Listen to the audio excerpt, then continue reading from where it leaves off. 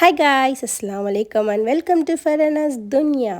இன்றைக்கி நான் என்ன வீடியோ எடுத்து வந்திருக்கேன்னா, கம்மன்னு என்னது பார்த்தாலே உங்களுக்கு தெரியும், சூப்பரான சுவையான கருவாட்டு குழம்பு தான் நான் இன்றைக்கி செஞ்சுருக்கேன். அதை தான் உங்களுக்கு காட்ட போகிறேன். ஸோ அதுக்கு ஒரு பேனில் நம்ம எண்ணெய் ஊற்றி வெங்காயம் பச்சை மிளகாவும் போட்டு நல்லா வதக்கிடணும். ஸோ வதக்கினதுக்கு அப்புறமா அது நல்லா கோல்டன் ப்ரௌன் ஆனோடனே நான் கட் பண்ணி வச்சுருந்த டொமேட்டோவும் சேர்த்து நல்லா வதக்கிட்டேன். அது வதங்கிட்டு இருக்கும் போதே சைடில் நான் என்ன பண்ணேன், கருவாட்டையும் நான் கொதிக்க வச்சிருந்தேன். ஸோ அது ஒரு பக்கம் கொதிச்சிட்டு இருக்கும் போதே நான் இந்த சைடு மசாலா போட ஸ்டார்ட் பண்ணிட்டேன். என்னென்ன மசாலா போடலாம், மஞ்சத்தூள் ஒரு 1/2 ஸ்பூன், அதுக்கப்புறம் நம்ம மிளகாத்தூள் ஒரு 2 ஸ்பூன் நல்லா காரத்துக்கு போட்டுட்டு, அதுக்கப்புறம் உப்பு கொஞ்சம் போட்டுட்டு நல்லா வதக்கிடணும். உங்களுக்கு வேணும்னா நீங்கள் தனியா பவுடர் போட்டுக்கலாம். நான் கருவாட்டு குழம்பு மீன் குழம்புக்கெல்லாம் தனியா பவுடர் யூஸ் பண்ண மாட்டேன். அதுக்கு பதில் பாபாஸ் ஃபிஷ் கறி தான் யூஸ் பண்ணுவேன். அது ஒரு தனி டேஸ்ட் கொடுக்குங்க. நீங்கள் கண்டிப்பாக ட்ரை பண்ணி பாருங்கள். அதுக்கப்புறம் நான் புளி கரைச்சி ஊற்றிட்டு கடைசியாக கொஞ்சம் கொதி வந்தோடனே இந்த மாதிரி குட்டி குட்டியாக கட் பண்ணி வச்சுருக்க கத்திரிக்காவையும் போட்டு நல்லா கொதிக்க விட்டுருவேன்.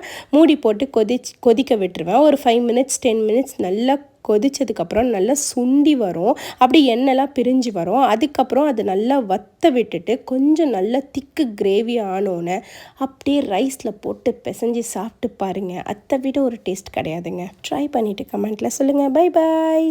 அப்புறம் மறக்காமல் சப்ஸ்கிரைப் பண்ணிடுங்க, லைக் பண்ணிவிடுங்க, ஷேர் பண்ணிவிடுங்க.